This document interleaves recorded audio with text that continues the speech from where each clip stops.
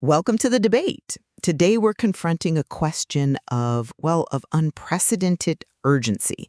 How do we steer the global system away from the catastrophic collision course that our source material so clearly projects for the near future? We have evidence pointing toward both immediate, measurable geopolitical flashpoints and these deep-seated, timeless moral deficiencies that seem to be driving global conflict. Indeed. And the core tension we're examining today is whether true peace can be engineered through focused, near-term political and technological containment, managing the immediate threats, or if the only viable path is a radical and comprehensive overhaul of international relations based on an absolute, uncompromising moral justice. And I will argue that the most critical path to averting disaster lies in addressing specific identified contemporary crises. These are high-leverage threats concerning institutional integrity, military escalation, and they demand measured political and technological containment right now before they cascade into something much worse by 2026. And I will argue that focusing on these technical fixes is, frankly, tragically nearsighted. I believe that fundamental, absolute moral justice and urgently addressing systemic global inequality are the non-negotiable prerequisites. Without this moral foundation, all attempts at diplomatic or technical fixes will fail, and they'll lead inevitably to the impending existential global catastrophe the source material warns us about. So the geopolitical situation is deteriorating in highly specific, measurable ways. When we analyze these contemporary flashpoints, we see immediate, identifiable threats driven by, political polarization and unchecked technological ambition. I want to highlight three urgent areas where I think our focus has to be technical and political. Okay. The first is the alarming intensification of military competition in space. This is rapidly becoming the ultimate stabilizing domain. We're not talking about future wars here. We are looking at current budget allocations, like the request for a massive 40% budget increase for the U.S. Space Force. And crucially, we see the development of capabilities like the Golden Dome, missile defense shield, which, yes, it's defensive, but it possesses potential satellite targeting capabilities.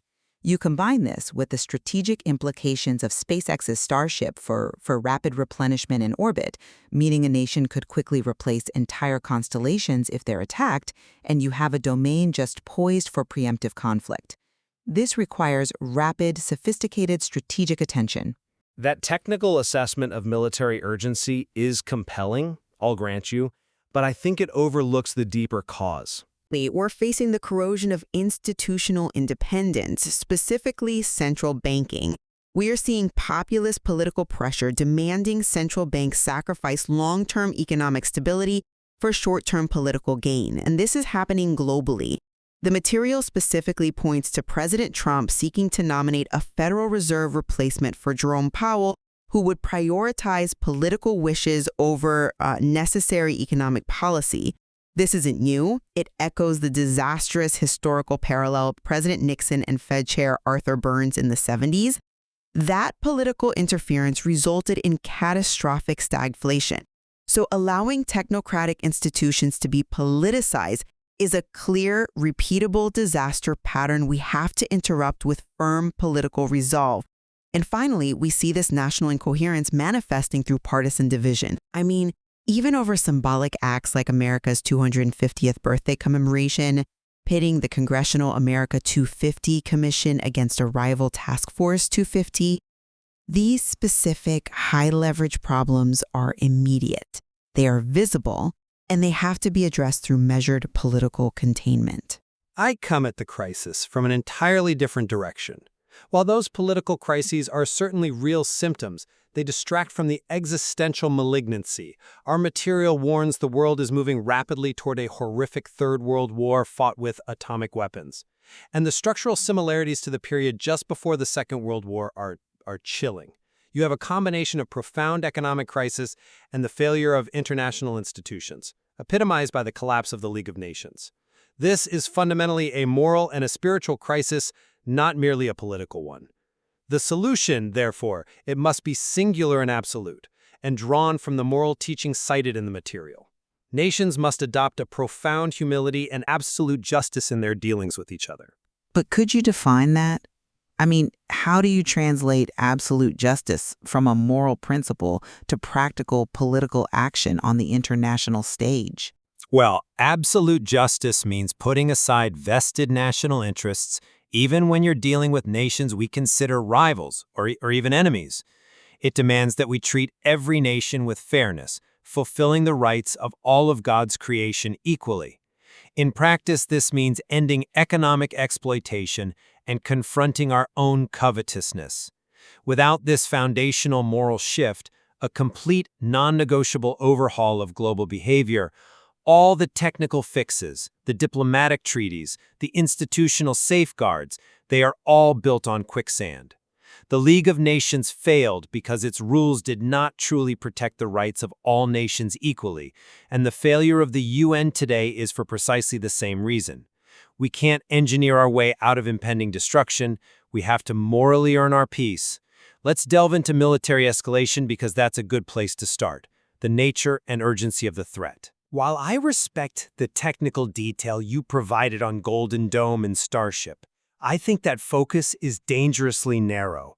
I'm concerned that by fixating on this advanced space tech, we distract from the horrifying core issue, which is the global proliferation and potential use of nuclear weapons. The source material warns us, very starkly, that even small nations possess nuclear capability, and crucially, their leaders may be trigger-happy and unconcerned of the consequences. The potential devastation isn't just geopolitical instability, it is generational suffering. We have to reflect on the Japanese experience, where the residual effects of even less powerful atomic weapons, I'm talking about things like birth defects, continued for generations after the initial blast. When justice is absent, that is when the trigger gets pulled. That evidence on the residual effects in Japan is genuinely sobering. It really underscores the absolute stakes involved. However, I believe that perspective doesn't fully account for the unique immediate threat posed by space militarization itself.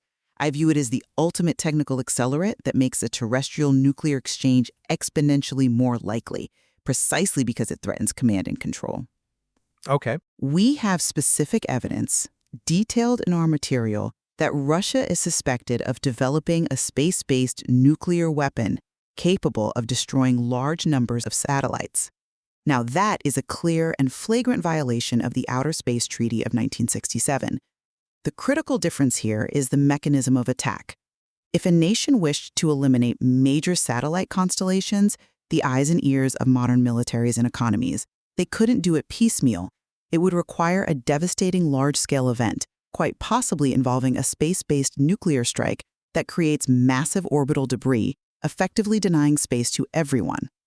So technical deterrence, things like the rapid launch replenishment capability via Starship, becomes a necessary political strategy to contain this specific, existential domain before a small escalation on the ground forces a response that starts in orbit and then spirals out of control. But you are treating a symptom of international mistrust with more advanced technology, which only escalates the potential for destruction. The technology doesn't create the war. The use of nuclear force stems from unresolved conflict driven by profound injustice, humiliation, and deep-seated animosity. If nations adhere to the rule of absolute justice, these weapons would simply be costly deterrents, not this existential sword hanging over all of humanity. I'd remind you of the warning from a retired chief of Israel's intelligence agency cited in the material, who cautioned that a war against Iran would be impossible to know where or how it would end and would almost certainly involve nuclear destruction. That warning isn't about a lack of technology, it's about the failure of moral resolution. The moral teaching demands that we intervene to stop the hand of the cruel. Not only for the sake of the afflicted, but also out of mercy for the cruel person themselves, to save them from the ultimate consequences of their own destructive actions. Your technical deterrence, it simply reinforces the current, unjust dynamic of mutually assured destruction. That is a powerful moral imperative. But let's pivot to contention two, to economic instability, which is historically identified as a crucial precursor to the breakdown of peace. I maintain that the near-term strategy requires strengthening the walls of institutional integrity to prevent economic collapse. The political pressures on central banks globally are intense right now. We see Japan's prime minister urging the Bank of Japan to maintain specific monetary stances. We see France's populist right leader, Jordan Bardella, advocating for the European Central Bank to buy up French debt. History shows clearly, particularly through the example of the US in the 1970s, that shielding central banks from immediate political needs produces better, more stable economic outcomes for everyone. When Nixon pressured Arthur Burns, the Fed chair, to prioritize political re-election over inflation control, it resulted in years of devastating stagflation, low growth coupled with skyrocketing prices that eroded the living standards of millions of Americans. President Trump, seeking a compliant Fed replacement for Powell, is a direct threat to that established technocratic integrity. We need pragmatic institutional checks, and we need them now. I respect the urgency you place on institutional fixes, but I think that perspective entirely misses the underlying crisis. Economic instability is fundamentally a moral crisis. It's rooted in systemic covetousness and unjust dealings, not merely a failure of technocratic independence. The moral teachings cited in the material explicitly warn against interest as a curse, stating that it corrupts the economic fabric of society. And beyond just interest, powerful nations are condemned because they covetously eye the wealth of others. They don't just observe the market, they actively exploit the natural resources and the cheap labor of poorer nations for their own disproportionate gain. You call for protecting free market integrity, but that integrity is built upon a foundation of systemic exploitation. How can a stable structure emerge from moral rot? Without a foundational shift away from this economic exploitation, as mandated by absolute justice, which demands fairness even for the economically weak, financial instability and the cycles of boom and bust will just persist, regardless of who chairs the central bank. Political corruption and the fundamental reality of a global financial system based on credit and interest-bearing debt? The material itself notes a painful irony here. Corruption in underdeveloped countries exacerbates their poverty, yet developed nations continue to deal with these corrupt governments for the sake of their own resource extraction and vested interests. The cycle is self-perpetuating. Furthermore, the global economy is debt-laden. Think of student loans that take years to repay, or sovereign debt managed by global markets. We're talking about trillions of dollars structured around mechanisms condemned by your moral framework. What practical steps, achievable in the short term before economic collapse precipitates conflict, can absolute justice offer to dismantle or fundamentally alter these entrenched real-world systems? We need surgical, institutional interventions now, not a decades-long moral transformation. And this brings us to contention 3, the critical role of international institutions, which should be the highest expression of global justice, but are currently the greatest source of frustration and anxiety. The failure of global cooperation lies directly in institutional inequality, which mirrors the moral failing of covetousness on a political scale. We have to confront the profound structural flaws within the United Nations. The material singles out the distinction between permanent and non-permanent members in the Security Council, and especially the use of the veto power. This power is often misused, not to prevent conflict, but to assist cruelty and protect political allies. This leads to immense internal anxiety and frustration among the majority of member nations. True global peace and institutional effectiveness require abolishing the veto power entirely to ensure all nations, regardless of their military or economic might, are treated with absolute political equality and fairness within the global body. I fully acknowledge the flaws. The anxiety and frustration caused by the veto power, the feeling that international law is only enforced when politically convenient, those are undeniable sources of instability. However, we have to consider the pragmatic function of existing institutions, even the imperfect ones. But can we? These structures, flawed as they are, provide the only established framework for dialogue and multilateral engagement. If countries frustrated by the veto decided to abandon the UN and take unilateral actions, like bypassing dialogue in major regional crises, the UN would indeed suffer the same fate as the League of Nations and fail completely. We have evidence of the pragmatic value of maintaining this framework. President Putin, in a specific geopolitical crisis like Syria, was commended for engaging through established diplomatic channels. The argument was that this difficult, frustrating process of dialogue saved the world from colossal and huge destruction that unilateral action would have guaranteed.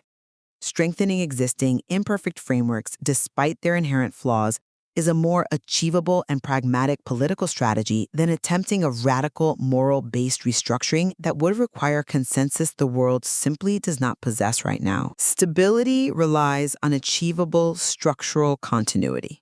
But your pragmatic function merely papers over the moral schisms that are tearing the world apart. A temporary structure that enforces inequality can never deliver lasting peace. The anxiety in the UN Security Council is a direct reflection of the global resentment that fuels conflict.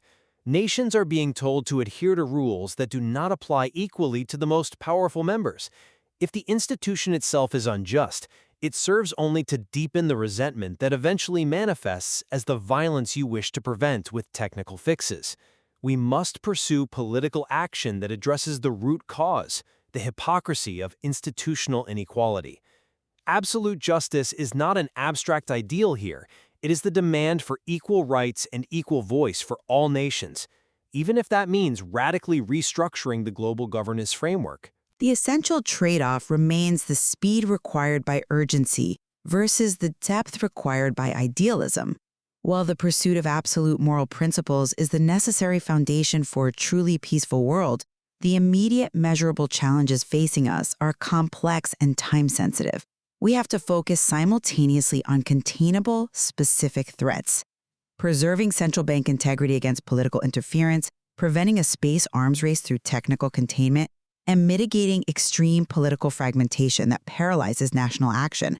Ignoring these specific escalating dangers predicted for 2026 in favor of pursuing a complete, purely moral overhaul risks ceding control to the very forces driving immediate measurable global disorder. We need effective brakes on this right now.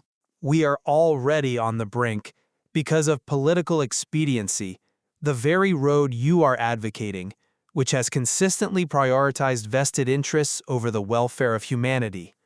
This path has led us to a moment mirroring the situation just before World War II. We are dealing with an existential crisis fueled by deep moral failures, and technical breaks only delay the inevitable crash if the driver remains consumed by covetousness.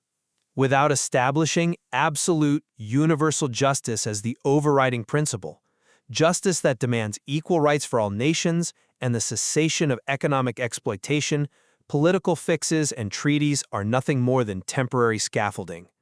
Only a fundamental, spiritual shift toward humility and justice can halt the world's current trajectory toward nuclear destruction. I think it's clear that both lines of inquiry are essential to fully grasp the material and chart a realistic course. The source material deeply illuminates this high-stakes trade-off between political expediency and moral necessity in charting a course toward global peace. Indeed. And understanding global disorder requires a deep, simultaneous examination of both the immediate geopolitical pressures that threaten to erupt and the timeless moral failures driving that chaos. The high stakes demand that we consider both paths deeply.